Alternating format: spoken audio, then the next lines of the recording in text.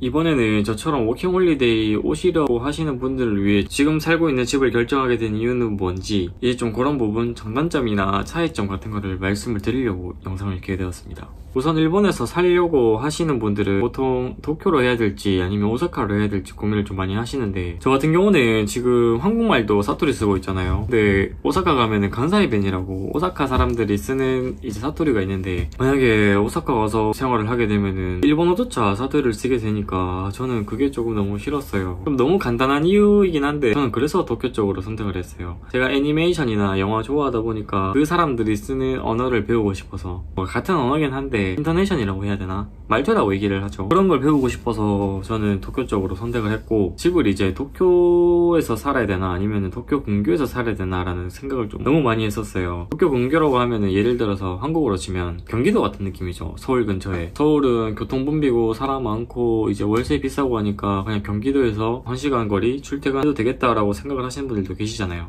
도쿄에서 사는 건 좀 저랑 많이 안 맞는 것 같다라는 생각을 해서, 도쿄가 이렇게 있으면 사이타마가 이렇게 있거든요. 저는 지금 사이타마에 살고 있어요. 우선 저희 집이 한 달 야칭이 5만엔 정도에, 방 크기는 뭐 혼자 살기 나쁘진 않은데 일단 소개 한번 시켜드릴게요. 신발장, 그리고 신발장 위에고요. 여기는 원래 세탁기 들어가는 공간인데 저는 세탁기 따로 코인란더를 쓰고 있어서 여기는 그냥 창고식으로 쓰고 있어요. 싱크대 이렇게. 저는 싱크대 어차피 잘 안 쓰기 때문에 좁아도 괜찮다고 얘기를 했었거든요, 집을 구할 때. 냉장고는 옵션으로 있는 거고요. 미니 냉장고. 얼음 정도는 올릴 수 있어요. 이런 식으로 공간이 되어 있어요. 그리고 여기는 화장실. 화장실은 좀 많이 좁은 편이에요. 근데 일본 호텔 화장실도 가보신 분 아시겠지만 일본 호텔 화장실도 좁거든요. 이런 식으로 돼 있고. 그래서 저는 좀 크게 불만 없습니다. 그리고 이제 여기 저쪽이 베란다고요. 여기는 장롱, 그리고 여기는 침대. 여기는 이제 못 박을 수 있는데 저는 이제 가방이랑 빨래하는 거, 그리고 이제 자주 입는 옷 이렇게 걸어놨고요. 반대쪽에서 보면 이런 느낌이에요. 뭐 나쁘지 않습니다. 그렇게 좁다는 생각도 잘 안 들고.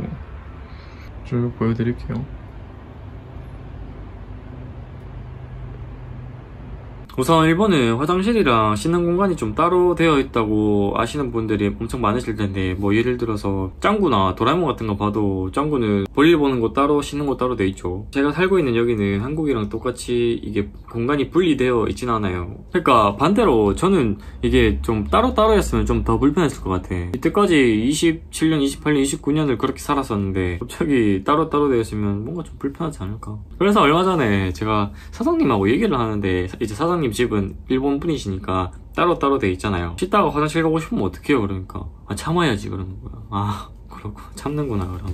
그리고 이제 저희 집을 봤을 때 이게 50만 원이나 한다고? 라고 생각을 할 수도 있는데, 제 주변 일본 분들한테 물어보면은 그 정도면 싼 거 아니냐고. 왜냐면은 저희 집이 이제 역하고도 가깝고 번화가랑 엄청 가까운 편이라서 그 정도면은 괜찮다고 얘기를 하더라고요. 그리고 방 옵션에는 미니 냉장고가 포함이 되어 있었어요. 이게 가전이 참 중요하긴 한데, 제가 집에서 딱히 요리해 먹는 것도 아니고 전자레인지도 뭐 있으면 좋은데 없어도 불편한 거 없이 지금 살고 있기 때문에, 이제 일본에서 생활 준비하시는 분들 중에 가전 3종 세트라고 세탁기, 전자레인지, 냉장고 이렇게 세 가지 집에 같이 이사 들어오면서 같이 구매하시는 분들도 계시던데, 그렇게 많이 쓰는 편은 아니라서 일부러 옵션이 좀 딸린 방을 좀 구했어요. 그러니까 굳이 다 살 필요는 없다, 이런 부분도 생각을 한번 해보시면 좋겠습니다. 저는 일본 집은 한국에서 구했었고 아주르라는 회사에서 도움을 받았어요. 뭐 광고 그런 건 절대 아니고, 아주르를 선택하게 된 이유는 처음에 원하는 조건이랑 그 지역 같은 걸 얘기를 해주면은 제 담당자분이 계시는데 그분이 엄청 잘 알아보고 저한테 말씀을 해주셨어요. 일본에서 엄청 유명한 부동산 사이트가 스모라는 부동산 사이트가 있는데, 아주르 담당자분이랑 같이 통화하면서 집을 확인을 하거든요. 그러니까 이 매물을 어디서 들고 오는지 모르잖아요. 뭐 허위 매물 그런 걸 수도 있고 사기치고 그런 걸 수도 있는데, 근데 이 아주르에서는 그 스모라는 사이트를 저랑 직접 같이 보면서 지금 나와 있는 매물을 같이 확인을 했었어요. 제가 평소에 의심이 엄청 많은 편이기도 하고, 집을 직접 보지도 않고 인터넷을 통해서만 보고 집 계약을 한다 걱정을 많이 했었는데, 담당자분 좋은 분 만나서 집을 잘 고른 것 같아요. 담당자분이 일본 분이셨는데 계속 세우기 이제 일본에 살았었잖아요. 그러니까 저는 쪼며 콘크리트며 이게 어떤 차이가 있고 뭐가 좋은지 뭐가 나쁜지 그런 것도 모르니까 그런 부분에서 도움을 엄청 많이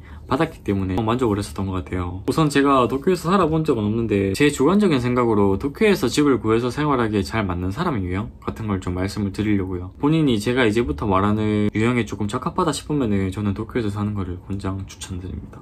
첫 번째로 도쿄엔 일본인뿐만 아니라 거의 지구 사람들이 모여있다라는 느낌으로 외국인이 엄청 많거든요. 그래서 영어도 좀 할 줄 아시는 분들은 영어 실력 쌓기도 좋다라고 생각을 엄청 많이 했었어요. 그러니까 어느 정도냐면 제가 봄에 벚꽃 구경 간다고 하라주쿠에 요요기 공원이라고 있는데 거기 가니까 거의 여기 뭐 제가 미국 가본 적은 없는데 여기 미국 아니야? 라고 생각할 정도로 서양 애들이 진짜 많았거든요. 그래서 그때 느낀 점이 뭐냐면 아 도쿄 사는 일본인분들은 영어 공부하기 좋겠다라는 생각을 엄청 많이 했었어요. 왜냐면 원어민도 많고 영어 쓸 기회도 그만큼 더 많으니까 본인이 일본어도 좀 할 줄 아는데 영어도 좀 할 줄 안다라고 생각을 하시면 도쿄에서 사는 것도 저는 엄청 좋다라고 생각을 해요. 두 번째로 도쿄에서 갈 수 있고 가까운 관광지가 엄청 많은 점이 장점이라고 저는 생각을 해요. 일본은 기본적으로 교통비가 비싸긴 해도 도쿄에서 도쿄 가는 건 그렇게 안 비싸거든요. 뭐 왕복해봤자 400엔, 500엔 정도? 도쿄 같은 경우는 옹기종기 다 모여있으니까 그런 부분에서는 참 좋은 장점이라고 생각을 해요. 세 번째로는 아까 제가 첫 번째 얘기한 내용이랑 좀 비슷하긴 한데 도쿄에서 일하게 되면 엄청 많은 사람들을 접하고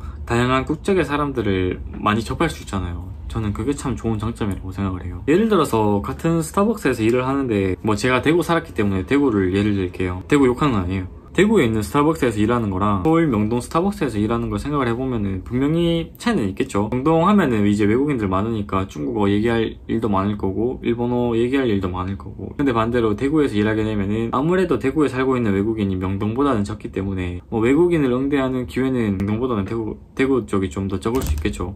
뭐 어느 쪽이 더 낫다라는 말은 아니고 자기한테 맞는 곳에 가서 일하게 되면 참 좋지 않을까라는 생각을 합니다. 그리고 네 번째는 경제적인 이유가 좀 있으신 분들이 좋지 않을까라고 생각을 해요. 예를 들어서 도쿄에는 기본 야층이 8만엔부터 10만엔, 12만엔 그렇게 올라가잖아요. 이게 알바로 월세를 감당하기에는 정말 무리가 있다라고 생각하는 액수잖아요. 한국에서 직장 생활을 좀 하셨거나 월세에 쪼달려가면서 일 안 해도 된다라는 그런 여유가 있으신 분들은 도쿄에서 사는 것도 엄청 괜찮다고 생각을 해요. 일본까지 왔는데 월세 내려고 일 2개, 3개씩 하면은 힘들잖아요. 우리는 워킹 홀리데이도 해야지. 그리고 저처럼 도쿄 근교에서 살아도 문제없이 할 수 있을 것 같은 유형에 대해 말씀을 좀 드릴게요. 첫 번째로 사람 많은 곳을 별로 안 좋아하거나 저처럼 사람 많은 곳은 뭐 가끔씩 가는 편이다 라는 분들은 도쿄 근교에서 생활을 하셔도 괜찮다고 생각을 해요. 도쿄 근교가 사람 없는 시골이다? 또 그런 건 아니거든요. 저희 집을 기준으로 걸어서 5분 정도면 저는 역, 스타벅스, 맥도날드, 돈키 다 갈 수 있거든요.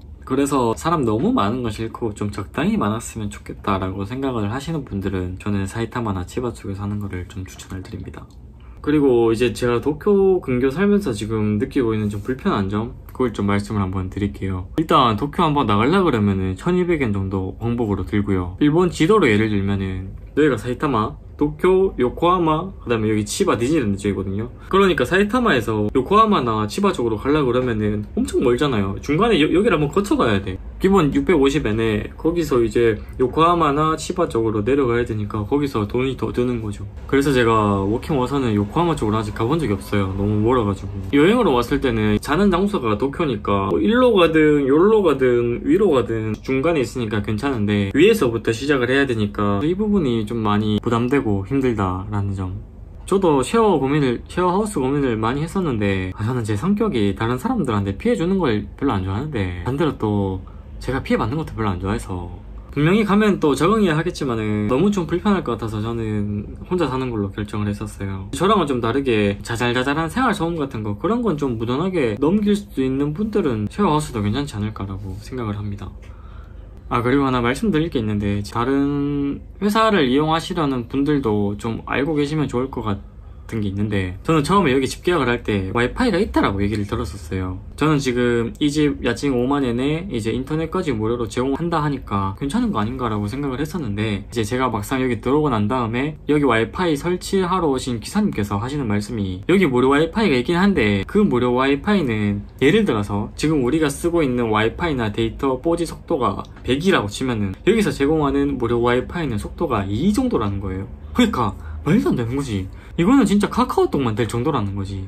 그래서 그때 저 어떡하면 좋을까요? 라고 얘기를 하니까 돈을 조금 내고 와이파이 서비스가 인터넷 서비스가 있다 라고 하셔가지고 그니까 이게 거짓말 한 건 아니잖아요. 거기서 제가 조금 더 자세하게 알아봤어야 되는데 자세하게 알아보지 못해서 저는 지금 야칭 5만엔에 그 다음에 인터넷까지 4,000원 해서 54,000원씩 매달 내고 있거든요. 그러니까 혹시나 집 구할 때 와이파이 딸려 있어요 라고 적혀 있으면 인터넷 속도가 어느 정도가 되냐라고 한번 물어봐 보세요. 여러분들은 부디 저랑 똑같은 상황에 처하지 않기를 바랍니다.